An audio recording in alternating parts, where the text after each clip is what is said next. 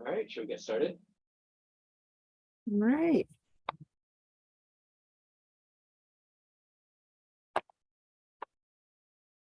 All right, welcome everyone. So welcome to today's community practice session on awakening the senses. And thank you for taking the time to join us today.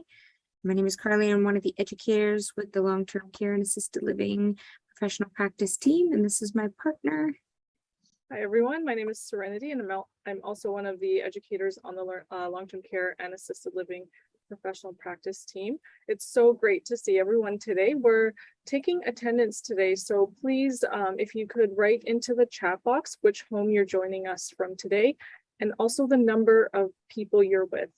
And also, if you haven't already done so, please update your name on Zoom if needed.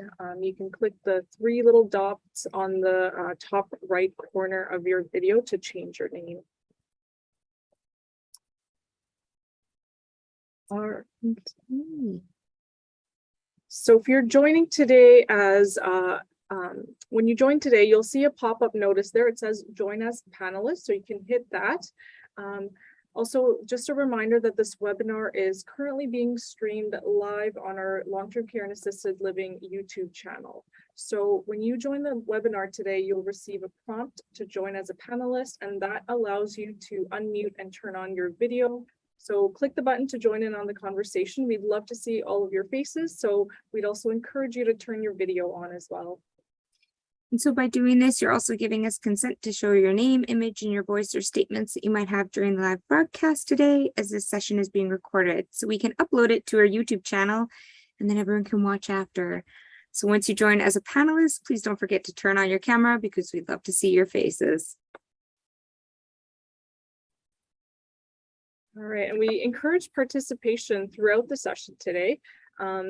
If you'd like to participate, you can, and you'd like to unmute yourself or you'd like to raise a hand, you can click on reactions and then click that raise your hand button. So this is for people who are joining through their computers. And then if you're joining on mobile phone, please click on the three little dots that say more on the bottom and then click on raise hand. All right, so for anybody who's just joining us, welcome. Our topic today is called Awakening the Senses. So great to see everybody joining us today.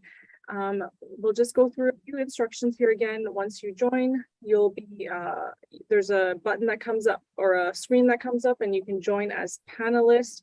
Once you join, that allows you to unmute yourself and turn your video on. So we'd love for you to join in the conversation today. Also, just a reminder that this is being hosted on live on our YouTube channel, so it will be posted there as well. All right. And then we do encourage participation by writing in the chat box or by unmuting yourself. So if you're joining by computer, click on the reactions and then look for the icon that says to raise hand.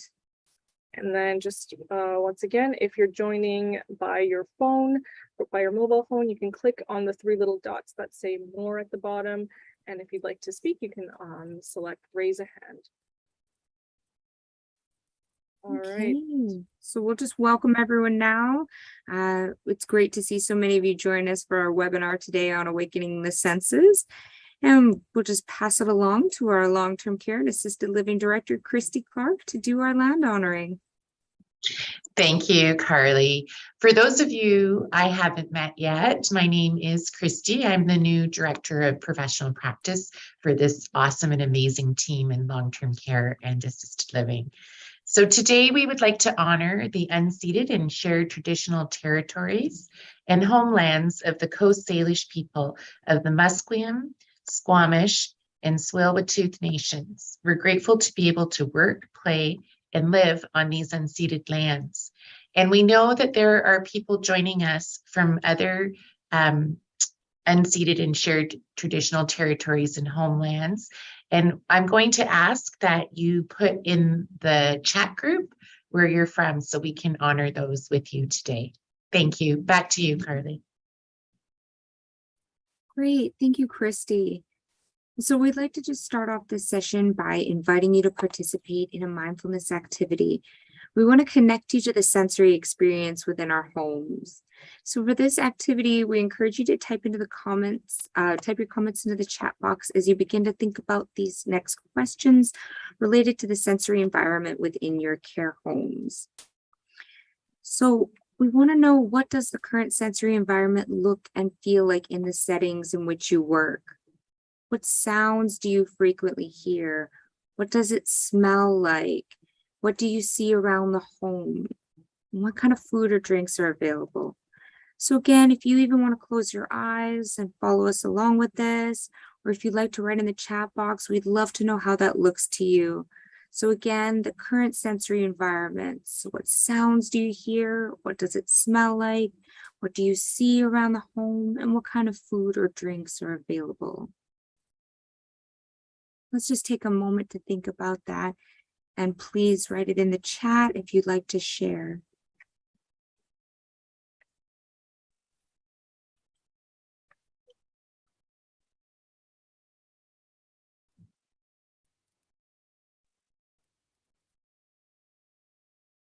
Burnt toast. Thank you, Bruce.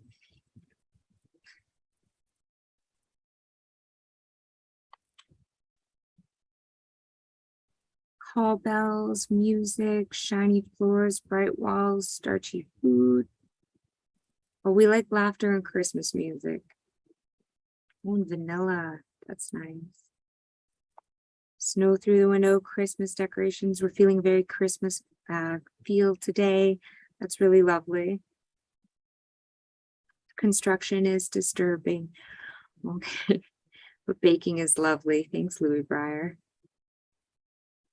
All right, so now I encourage you to think about what an ideal multisensory home experience would be like where you work. So think about what an ideal home experience would be like. So perhaps you can start by thinking again about what that ideal home feels like.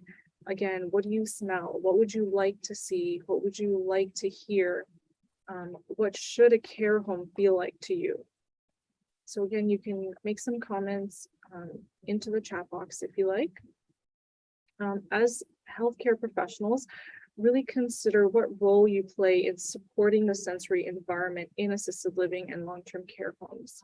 So as we move through the next hour, we want you to keep this question in mind about the role that we play in supporting the sensory environment in the care homes where we work. So next, we're going to have a live panel broadcasting.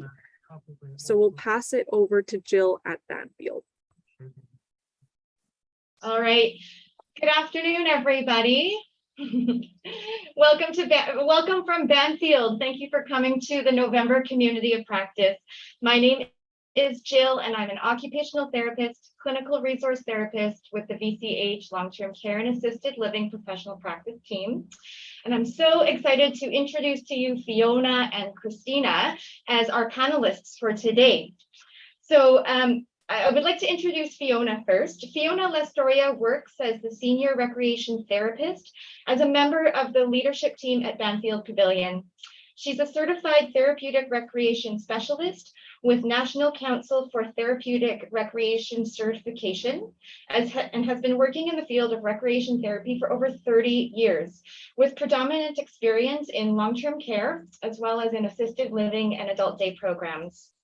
Her education includes special care counseling, management, and a bachelor's degree in therapeutic recreation.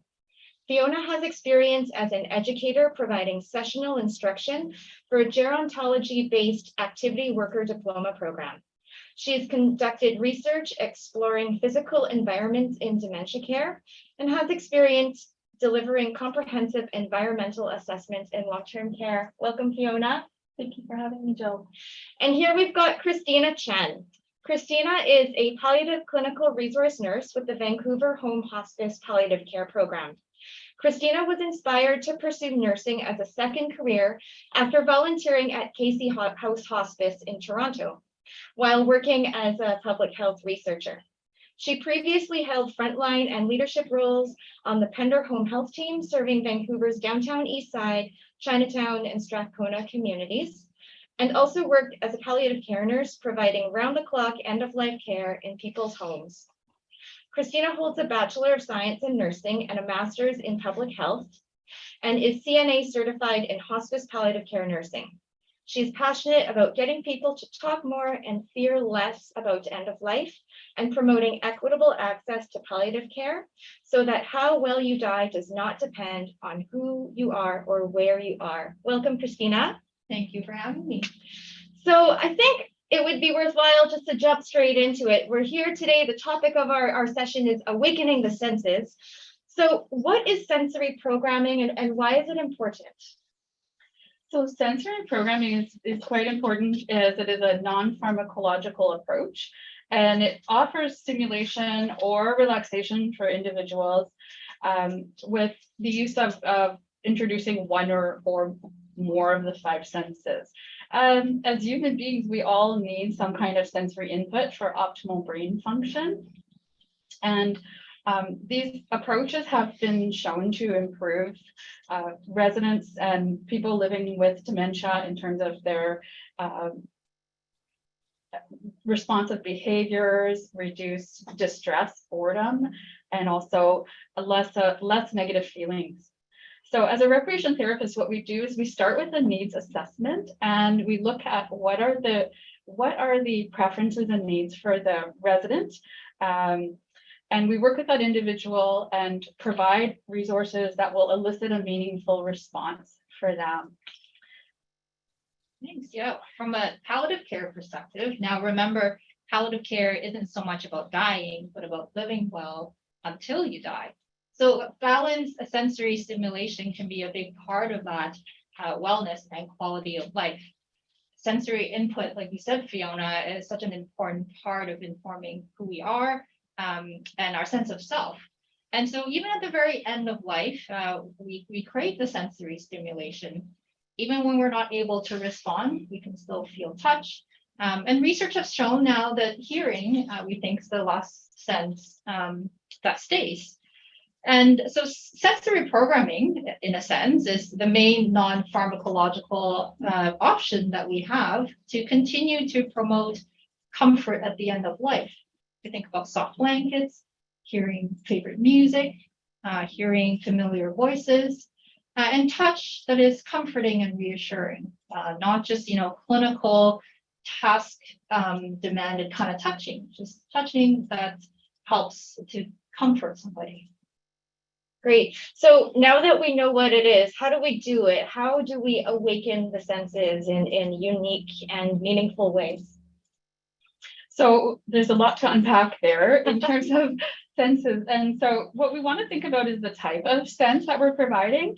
And again, with the needs assessment and looking at who is that individual, and as to Christina's point, really understanding the unique individual and what can we offer in terms of sensory tools.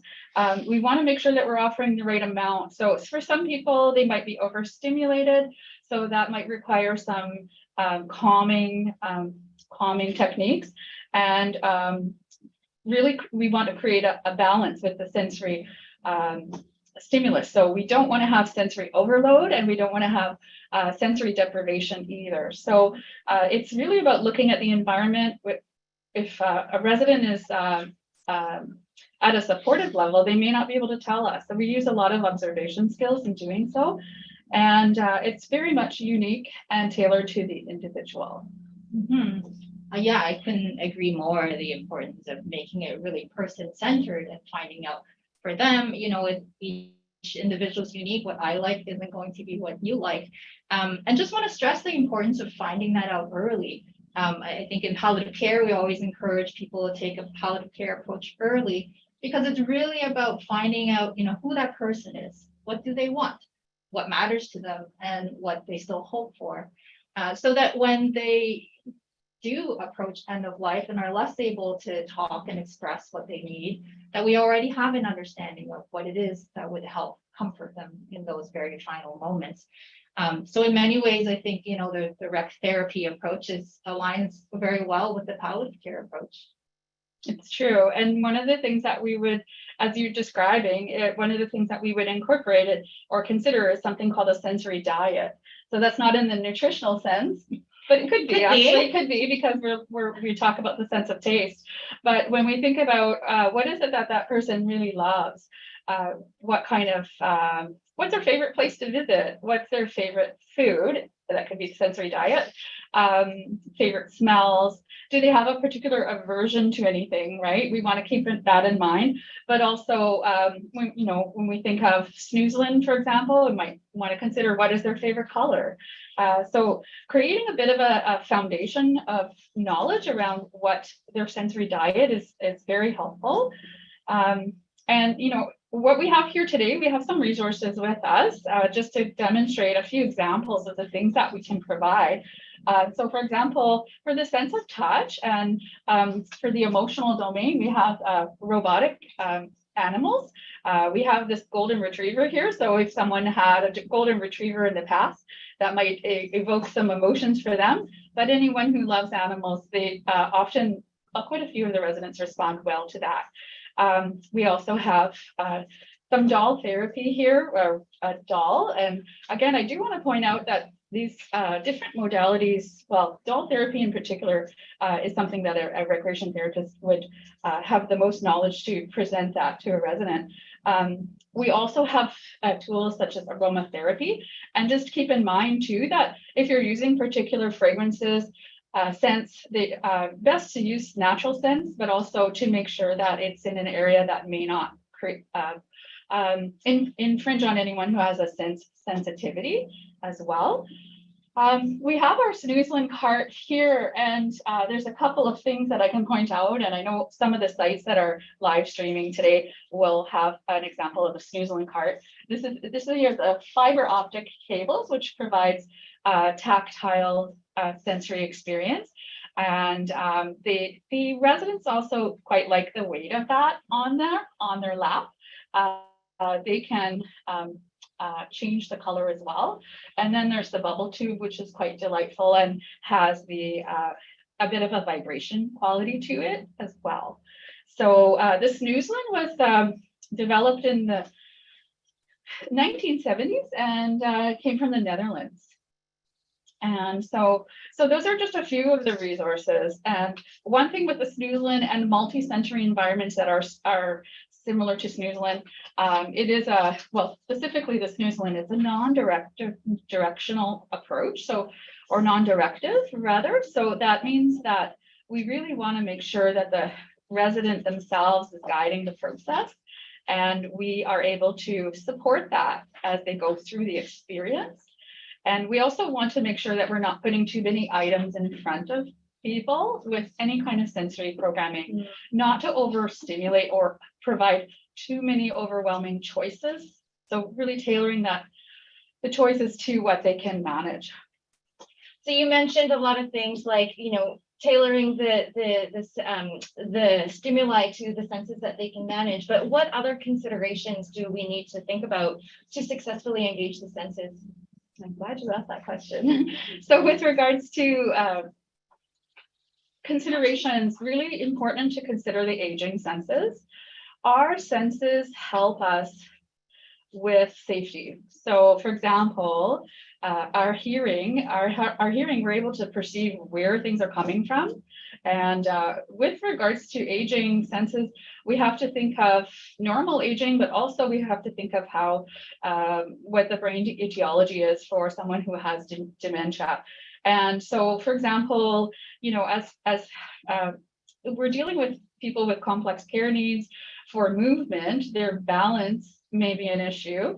And we can see that maybe some people start to have difficulty walking, and that could be because they have a challenge with their proprioception in terms of knowing where their body is, perceiving where their body is in relationships to the floor.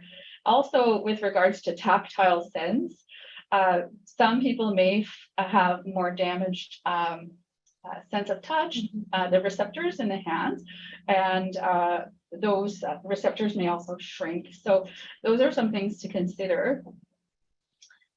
With regards to vision, we do see a lot of conditions such as cataracts, glaucoma, macular degeneration. These are all things that can change the perception, as well as, in terms of someone with dementia, they may have more monocular vision where their peripheral vision starts to decline.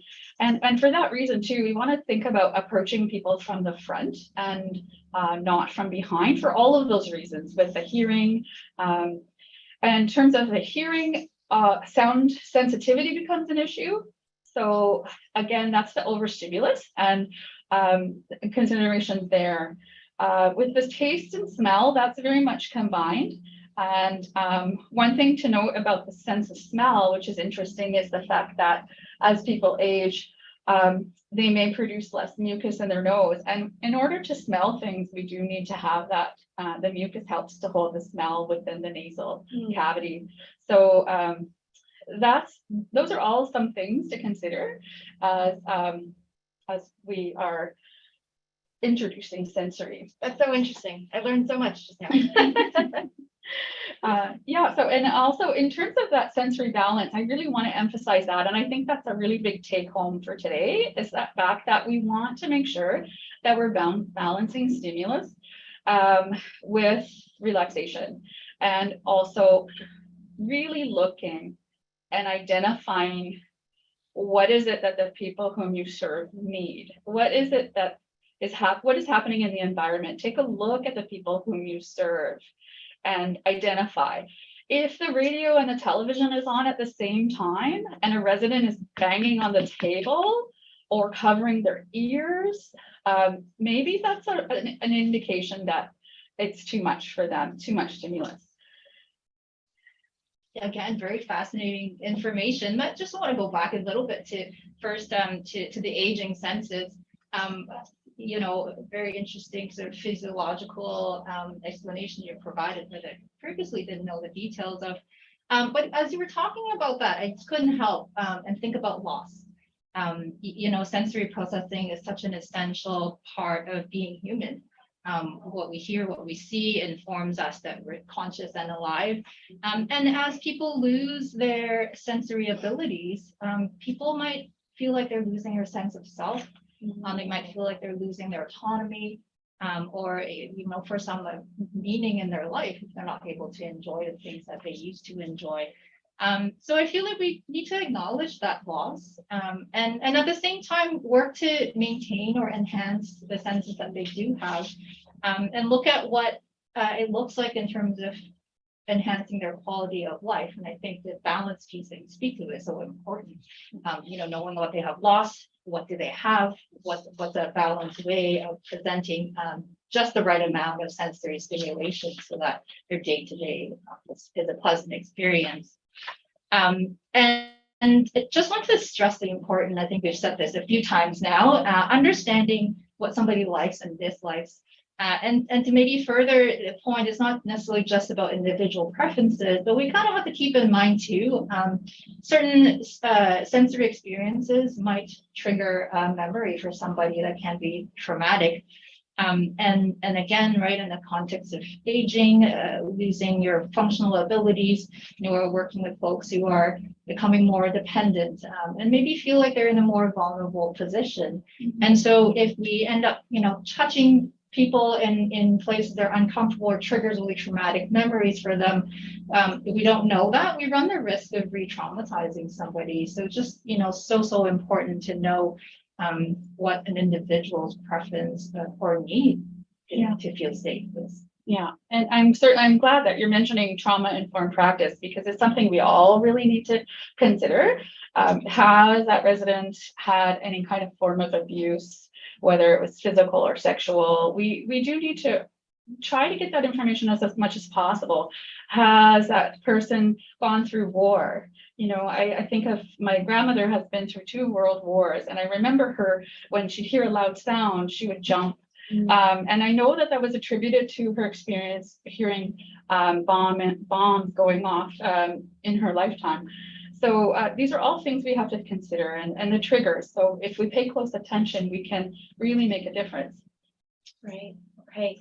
So you told us so much about engaging the senses, multisensory environments, but if you're able to boil it down and tell and share with us, what are the benefits of sensory engagement? Yeah, so I mean, really, there's so many. And when we think about reducing pharmacological approach, we want to, we consider when I attend care conferences, for example, often the doctors are trying to find ways to reduce medications and because sometimes the side effects can have challenges for the residents as well. So we're looking at providing other methods or additional methods in addition to what they're provided from the medical approach. And for many, the research on many of these modalities is quite specific, and it demonstrates that there's improved resident interaction, there's improved quality of life. There's been some studies that have shown that there's reduced stress for staff, so reduced burnout because there's a relaxing interaction that is happening, and the residents are also the behaviors are declining, so that also reduces the stress on the staff as well. Improved awareness, and it also builds relationships with everyone that's involved in these kinds of experiences. Improved mood, improved psychological well-being. It goes on. So they're all wonderful benefits. Lower blood pressure is another one for a multisensory environment and reduced tension. Great. So we just have a minute more before we move on to the live on location, but I'm just having a look at the chat and we have just a few moments. Nicholas asks a question here back to the triggers. What do we do if we do trigger traumatic experiences indirectly? Do you have any thoughts on that? Well, first of all, I think that it's really important to document that and make sure that it's well noted, because we need to share this information with one another so that it doesn't happen again. We might want to note how their response is, what happened in that moment, so that we don't repeat it, right? So one of the things that we do as a recreation therapist and all practitioners, really, we're monitoring and looking at the response that people have, and we're trying to do better. We're trying to do better each and every time. So that's very important. Great. Do you have anything to add or any thoughts, Christina? No, I agree. Just the communication within the team so that that information is shared. Yeah. Of course, in the moment, reassuring the resident, or if you recognize what you're doing, it's upsetting them, stop whatever it is, and try it. And no, I'm thinking of residents at a supportive level, but if possible, we can provide, within your scope, you can provide counseling. So I've been able to do that on occasions when residents might bring up something that has upset them. It's a good moment to support them with that. And sometimes they may say something to you and then they look at you and say, I've never shared that with anyone else in my life. Christina and I were just talking about this earlier. It's an opportunity to support that and hold space for them in that moment. That's true. Amazing. Thank you for your really, really thoughtful responses. Nicholas, I hope that answers your question. We're going to move on now to showcase some of our care homes who are out there live on location. We are here at Banfield right now, but I want to switch screens over to Tenzin and Lindsay, who are just upstairs on the 3rd floor at Banfield. Hey, Tenzin. Hey, Lindsay. Hi, can you hear us? Yeah, we can. And we can see you. Awesome. So I'd like to introduce to you Lindsay, who is a horticultural therapist here at Banfield. Banfield is one of our long-term care homes, and we are here this afternoon in their recreation sensory room. Yeah. Okay. Yes. So thanks for letting me share today. I'm going to present to you a project that's a collaboration between myself, Fiona, and the recreation team and the residents of Banfield. So our goal with this project is to create an indoor accessible garden environment so that all residents have access to nature. We have a beautiful garden, but not all residents are able to visit it at all or during different seasons. So for example, today with the snow. So I'm standing in the Tranquility Lounge, and this is one of our resident lounges we've converted into an indoor immersive garden experience. So I'm going to just walk you through the room a little bit. First, we have large scale landscape scenery. We put this one up for the fall season. And this will be an option for residents to be able to choose from 1 or 2 pictures they'd like to view while in the room. And we also have a variety of lush greenery. So there's some interesting research that touching a real leaf actually evokes a physiological response, reduces our stress, and it's quite different from touching an artificial leaf. So we have a variety of lush greenery at different heights for our residents who are ambulatory or in different heights of wheelchairs that are accessible to touch. We also have made use of this beautiful window here. So natural light is very important for mood and sleep. We know this. And then we have a few full spectrum lights as well, which simulate daylight. We've considered in the room also the ceiling plane for residents in tilt wheelchairs, for example. So of course, we've got our sky on the ceiling, and that connects also to the window view and the landscape beyond. So we'll walk around. Element of sound. I don't know if you can hear the bird sounds, but we've got just a simple iPad. We're connected to YouTube. There's tons of videos with different bird sounds and nature sounds. So that's how we kind of bring in that sense into the space. And we have a water feature here in the corner. So this is, it's tactile. You can touch the water. It's also for sound and a visual too as well. These shelves are all wheelchair accessible height. And so the residents planted some of the plants that you see here. And then above the shelves, we have different things that can be explored with assistance of the horticultural therapist or recreation team. So we've got some aromatherapy that we can have. And we've really considered having, natural materials in the room as much as possible, and a range of things that are smooth and rough that are nice to touch. And then we're making these little boxes. The residents helping me out with the themes for these boxes. So this is just one example. This is the beginning of our beach box. So we could have a beach backdrop, for example, sound of ocean waves, and a collection of items on the table to explore.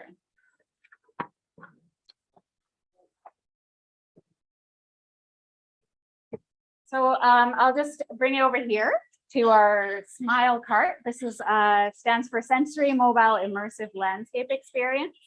And this is particularly for residents who are unable to leave their bed or unable to leave their room. So we're bringing them a garden on wheels. And we want to include all the different senses in here as well. And these are arranged based on themes, based on residents' interests that we know about. So this one was inspired by a resident who used to hike and hunt a lot. So this is a snowy woodland theme for our winter season. So we've got a portable water fountain for the sound and touch again. We've got a collection of different objects you might find on the forest floor, some pine cones, different sizes for different, grip abilities, and some different barks and things. And then of course we have our evergreen sprigs for the different smells of the evergreens and also for touch as well. And a lovely fur hat, super soft. And then birds as well. So you can find actually some quite nice, realistic looking birds with feathers that are really nice to touch. And we can have our aromatherapy on a cotton ball, for example. So this is like a mountain scent. So it's got fir and pine needles. And a tray as well. So the resident can do a little bit of a creative exploration with the materials, take some materials and do an arrangement. And maybe talk about some of the memories that they have about their experiences in this kind of landscape at the same time. So this can be a one-to-one intervention. It could also be a group intervention on the floor with a small group of residents. And then the last thing in the room here, we have this artwork which was created by residents. So these are all glued down, a collection of different materials. And this will be like an evolving, continuing project that we're going to do. So there's a lot more to say. I just want to close with why nature. And there's so much research. I'd love to share more later, but the unique thing about nature and gardens is that they are stimulating and relaxing at the same time. So we're attracted to other forms of life, but it also reduces our stress, our heart rate, our cortisol levels, and it's familiar to everybody. So it's a great point of connection for that social connection. So I think I'm going to leave it there, and thank you for letting me share. I'd talk more later if you want to hear more. Great, thanks, Lindsay. Thank you, Tenzin. That's so beautiful. And you guys, you do such great work, Lindsay. Thank you so much. We're going to pass it on to Ruby and Venus, who are over at Three Links now. Hi, everyone. We're joining you from Three Links. And here we're attending the sensory stimulation session. So here we have Venus. She is a peer RCA with the VCH Long-Term Care and Assistant Practice team. And we have Joy, the Three Links Recreation Coordinator. So today I had the sensory station program.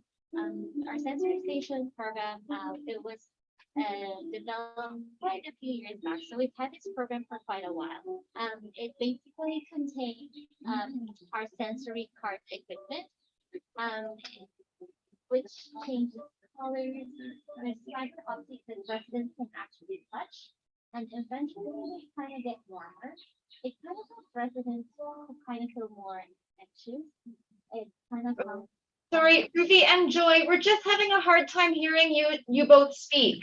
Would you be able to get closer to the mic? There we go. That's good. Thank you. So as I was saying, this program, we call it as a sensory station.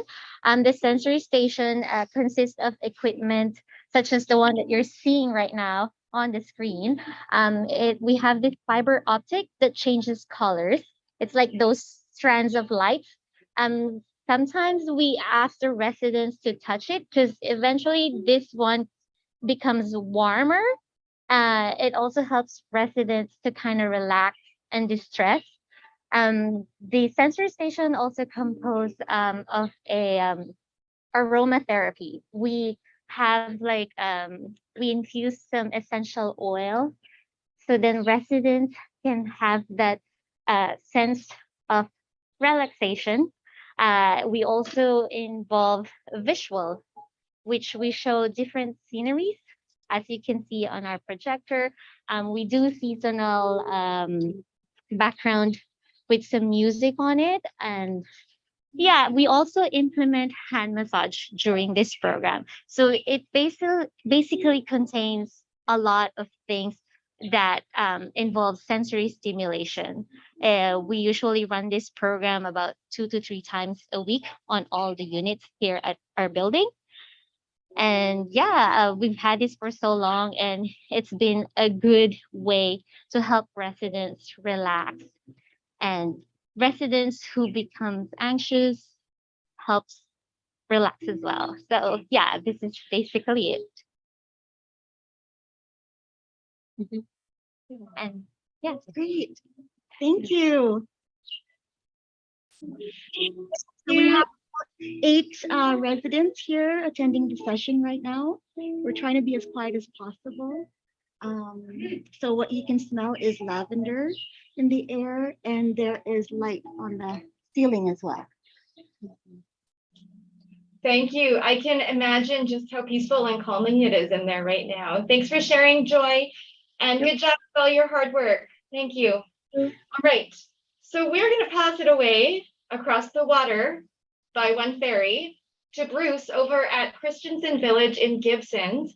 And Bruce is going to showcase some of the really interesting and innovative work that you've been doing over the past couple of years. Take it away, Bruce. Myself, there you go. Can you hear me all right? Yeah. Okay, I'm just going to share my screen. Yep. And there we go. And I'm going to hit play. So just one second here. I'm going to come back to here. Hit play. There we go. You can see that all right? Yeah. Okay. Great to be here. It's lovely hearing everybody, the different work that's being done. It's pretty amazing. I am currently located in Gibsons on the Sunshine Coast, a Good Samaritan campus of care of 140 residents live within our campus of care. And what I'm going to do is in the next 5 minutes is going to tell you about a story that lasted 58 seconds for me. And that 58 seconds was in 2009. And it basically changed the course of my career. I was about to leave therapeutic recreation at the time. I had had enough with long-term care, felt frustrated. I had a 58-second encounter that changed it all. So at that time, in around 2009, I had used this device quite a bit as a handheld audio recorder. And what I used to do is go around and I would do interviews with the residents, interviews with the family members, capture their creative pursuits, and just try to share all of these with different staff and family members. And one day I was out in one of our dementia care cottages and a family member came in. She was the wife of a gentleman who lived in the care cottage who had Alzheimer's. And she showed me this. And what this was a love poem that Duncan had written to Doreen in Easter of 1965. And I had my handheld recorder at the time, and I said, well, let's see if Duncan can read this. And she said, no, he hasn't read much in the last couple of years. He really hasn't put a sentence together, just short bits of words that would come out scrambled. And I said, you know what, let's try. So I hit the record button on the handheld and handed him the book. And we just waited. And it was interesting because I could see her feeling sad because he was not responding to it. And then all of a sudden, this happened. Well, I compare thee to a day in spring. Thou art more sunny and more variegate. Sometimes the snows forbid the birds to sing, and icicles a chilly prison make. For clouds and rain and mist confuse the scene, and torrents from the hills sweep all away. Then Soul himself restores to life the green and gilds the blossom with a vital spray. So after absence with light presence, make a path of roses in a field of weeds, and hoping birds will trill for thy dear sake, a hymn of welcome where thy footstep leads. So long as spring brings life, with every year, my heart renewed with hope instead of fear. So I think you could probably imagine what my response was at the time. Duncan's wife, Doreen, we was just stunned. Residents and staff around us were stunned. And I thought, oh, I found the secret formula to communicate with people. And so I went back the next day, tried it again. Wasn't possible. Nothing. So this was the only recording that he did and at that moment, and I captured it. And it was really interesting because Jill had mentioned before I came on here today to talk about, like, what did it mean to the resident, she feels. So, I mean, audio recordings are very individual in response and meaning, but I think the one thing is that the resident is fully engaged in the moment, which is key. What would it mean to the family?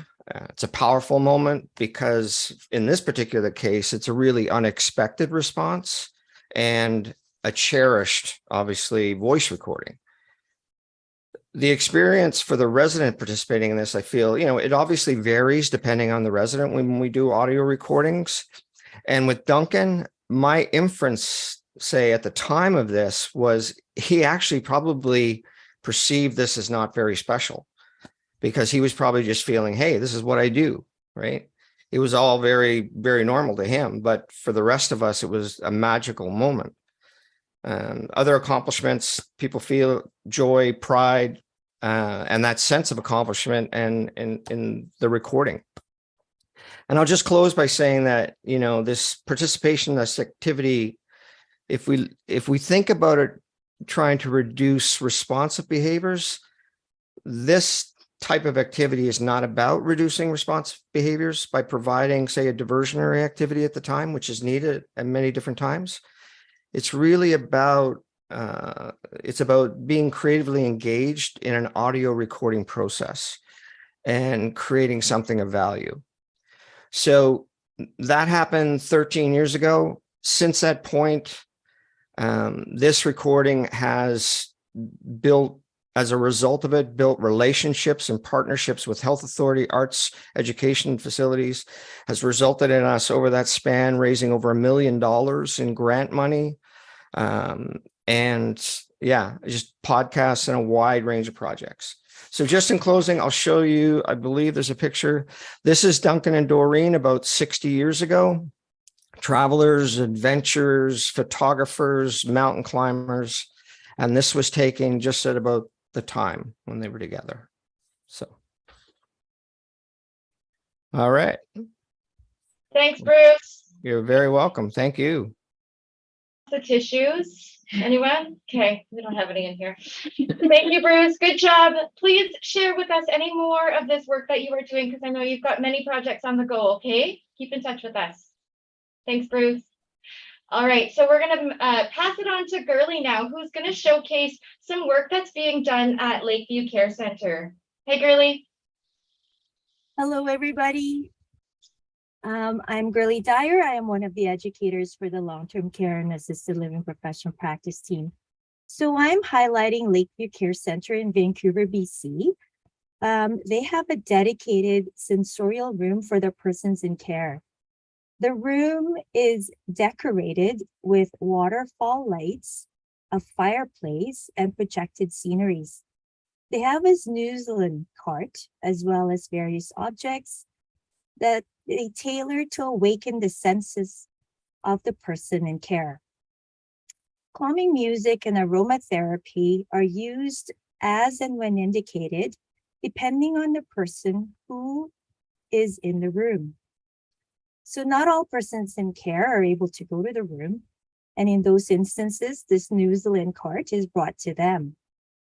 The recreation therapists have found that those who have some degree of dementia and those who exhibit responsive behaviors have shown positive reactions when they spend time in the sensorial room.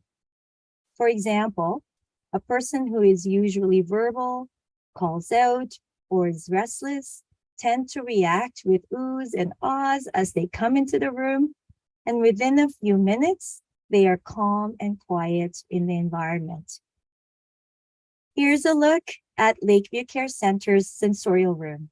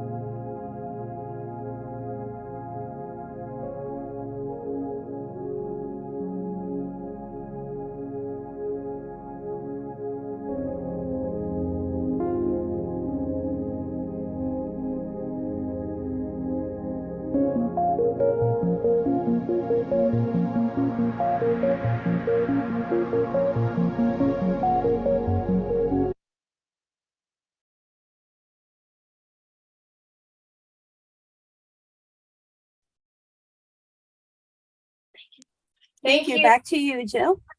Thanks, Gurley. Okay, we're going to pass it out on to Isabella now, who is at Dogwood. Hi, Isabella.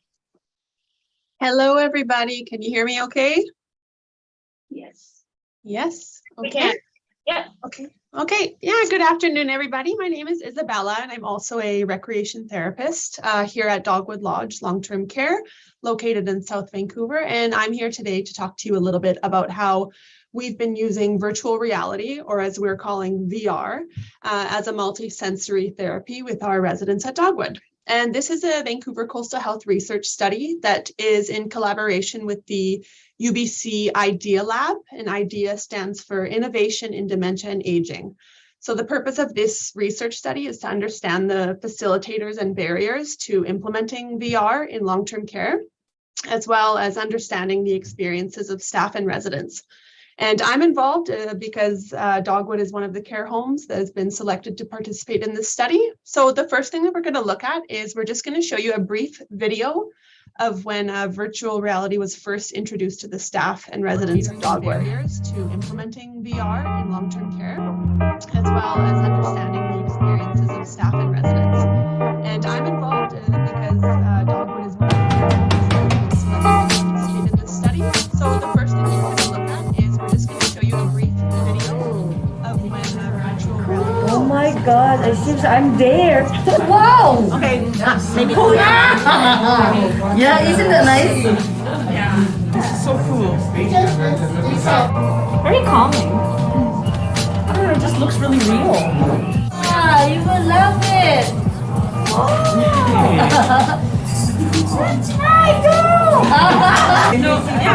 Keep looking.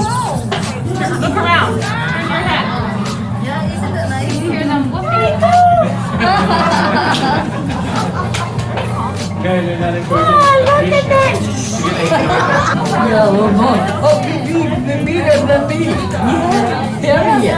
Yeah. So it's nice to be able to see. I like it.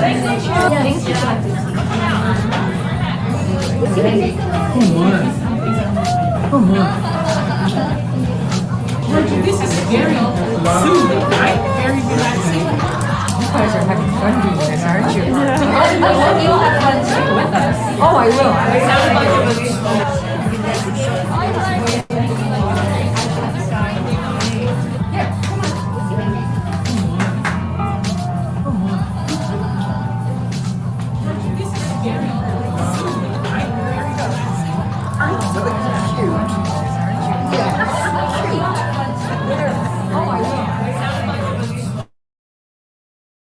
Yeah, that was a very exciting day. So you can see there are lots of staff and residents trying it for the first time and just having, a really good experience.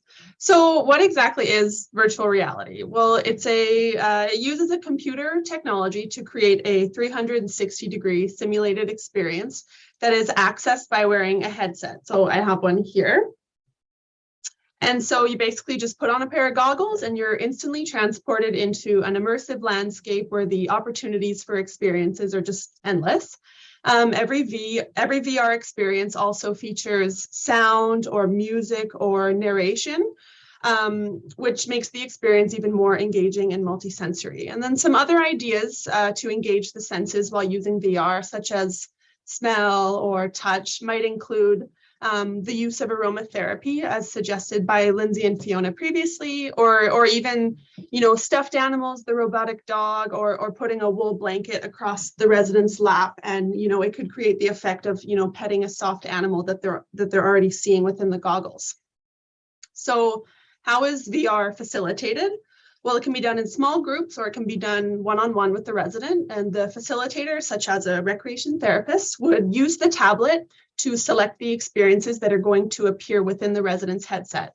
And the VR app kind of looks like a Netflix menu. So you scroll through different categories such as adventures, animals, music, travel, and they all contain a variety of options for the residents to enjoy. So a few examples include skiing in Colorado, swimming with dolphins, going for a gondola ride through Venice.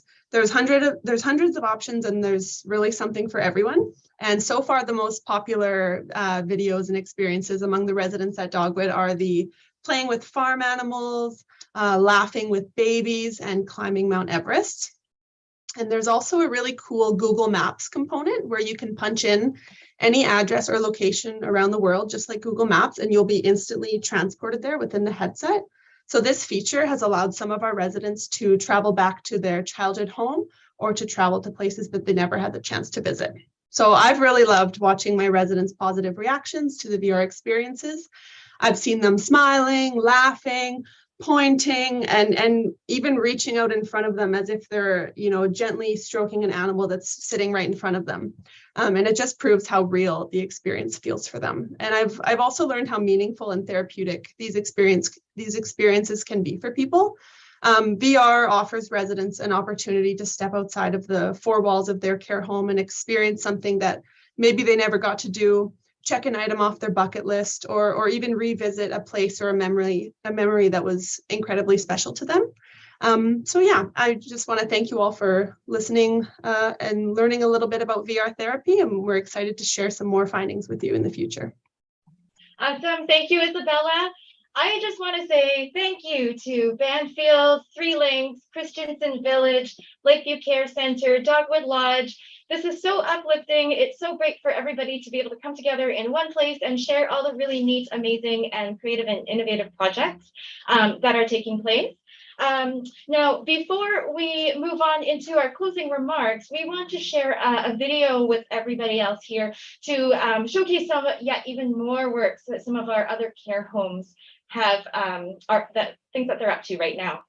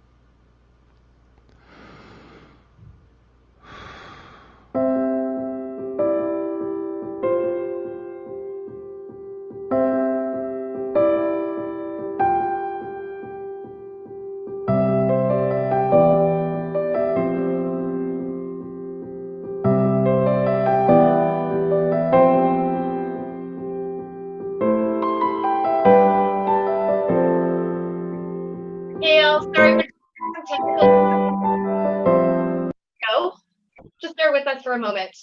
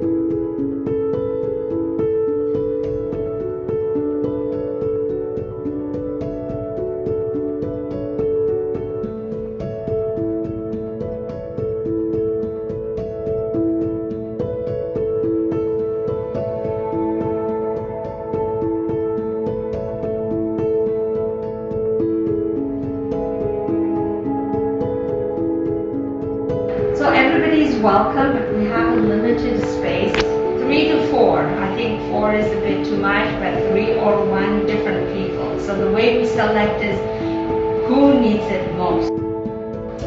We start with washing their hands. So we make sure we have basins ready, towels ready, and some kind of foaming soap. it's very important that to know them.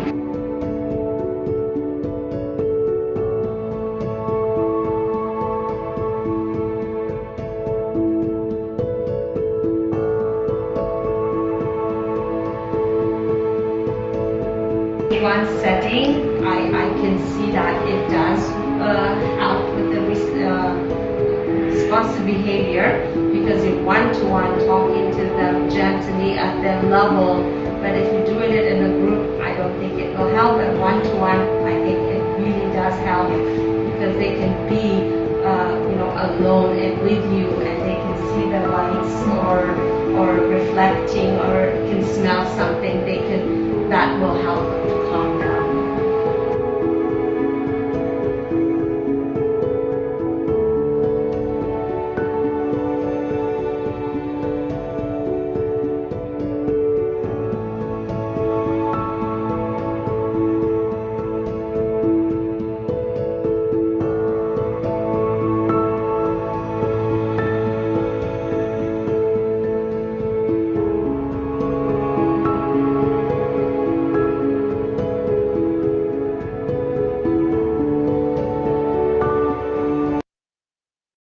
Okay, excellent. Thank you. Thank you to all those care homes who came out live today and who contributed content for the montage that we all just watched. We're seeing some hearts and some claps. So yay, we're hoping that you leave today feeling really good. Now, before we close everything off, we do want to answer some questions that have popped up in the chat. So the first question was from up above. Ricky, you asked about infection control, and it's a really good question. Fiona, what do we do about infection control and touching all stuff? Well, the first thing I would suggest is hand washing pre and post. So hand sanitizer before touching any items, and then of course afterwards. And when considering the items that you're providing, non-porous items are ideal, things that you can reprocess, of course, with sanitizing wipe.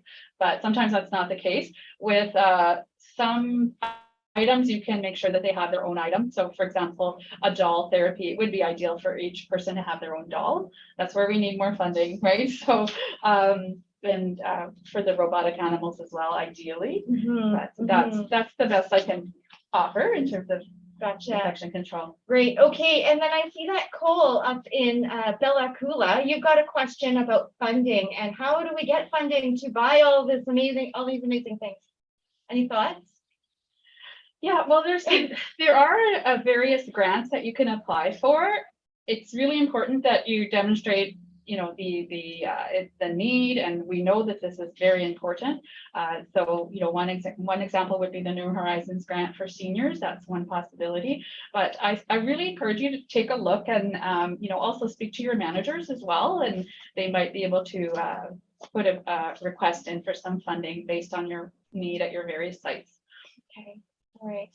Thank you. I hope that answers your question. And we will show Fiona and Christina's emails at the very end of this. So if you have any questions, you can feel free to email them. Do you have any closing remarks at this time?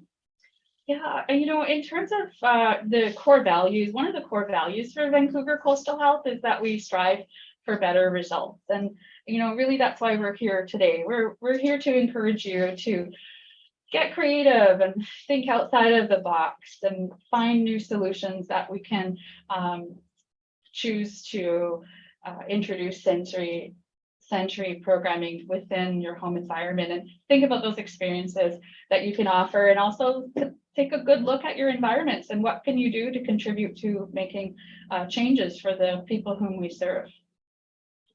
Thanks. Yeah, I mean, I have to admit that I wasn't sure what the connection was going to be between palliative care and sensory programming when I first heard about it. But after seeing so many beautiful and powerful experiences of what's being done, I'm a fan. There's so much that sensory programming can contribute. And maybe this is to build on Bruce's comment earlier. I think what I kind of want to close with is a question. When people are approaching the end of life, a lot of us feel a need or want to be able to reflect on their life and what their legacy is going to be. And so the question is, how do we use sensory programming to facilitate that process? I see very powerful potentials in that. Absolutely. One of the quotes I'd like to share with you, a final final thought is just a quote from Florence Nightingale.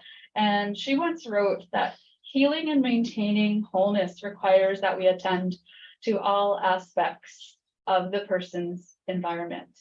So we hope that this community of practice discussion will inspire you to consider how you can improve the sensory aspects of both the environment and experiences for everyone living in long-term care and assisted living.